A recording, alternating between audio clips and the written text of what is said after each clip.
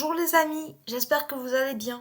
Je reviens aujourd'hui pour vous faire mon avis sur ma lecture du tome 3 de la série Les Sœurs Carmine qui s'appelle Dolorine à l'école, écrit par Ariel Holz. Mais avant de vous donner mon avis, une petite présentation du roman s'impose. Le titre en VO du roman est Dolorine à l'école. Il a été publié pour la première fois en France en 2018 aux éditions Nemos Collection Naos. Il fait 262 pages, je lui ai mis la note de 9,5 sur 10 et le conseille aux adolescents à partir de 14 ans. Quatrième de couverture.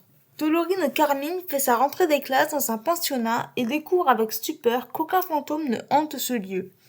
Miss Elisabeth, l'inquiétante institutrice, y est peut-être pour quelque chose. Avec l'aide de ses sœurs, elle mène l'enquête pour retrouver la trace de ses compagnons favoris. Ce que j'ai pensé de ce roman. J'ai enfin terminé cette saga avec le 3e et dernier tome, plusieurs années après ma lecture du tome 2, qui remonte à 2019. J'ai beaucoup aimé ma lecture. Nous suivons Dolorine, la Benjamine des sœurs Carmine, qui fait sa première rentrée au pensionnat. Cela ne va pas être de tout repos. Les personnages sont sympathiques.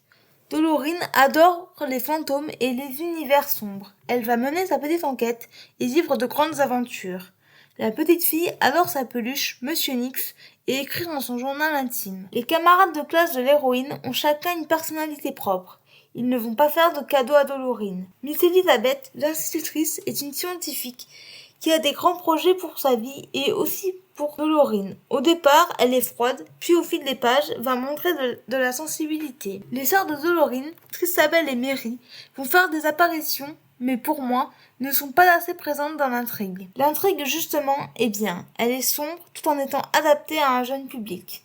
Je trouve qu'elle est parfaite pour la période automnale avec ses ruelles grises et froides, les tempêtes et les feuilles mortes. L'écriture d'Ariel Holz est addictive, j'avais envie de connaître la suite. La fin est correcte, même si, encore une fois pour moi, il m'a manqué un petit quelque chose. En bref, une bonne découverte. Avant de vous donner les points forts et les points faibles de ce roman, je vais vous lire un petit extrait du livre. C'était la première fois qu'elle se faisait menacer de vie. Les méchants qui vous veulent le plus grand bien sont vraiment les pires. Les points forts de ce roman, les personnages, l'écriture et l'intrigue. Les points faibles de ce roman, la fin, car il m'a manqué un petit quelque chose. Voilà les amis, c'est tout pour mon avis sur le tome 3 de la saga Les Sœurs Carmine, écrit par Ariel Holz. J'espère qu'il vous aura plu et qu'il vous aura donné envie de le lire. N'hésitez pas à lire cet auteur qui a une imagination foisonnante et qui écrit dans plusieurs univers, fantasy, fantastique, pour la jeunesse ou plus récemment pour la BD. Je vous retrouve très bientôt pour un nouveau podcast. À bientôt. Ciao.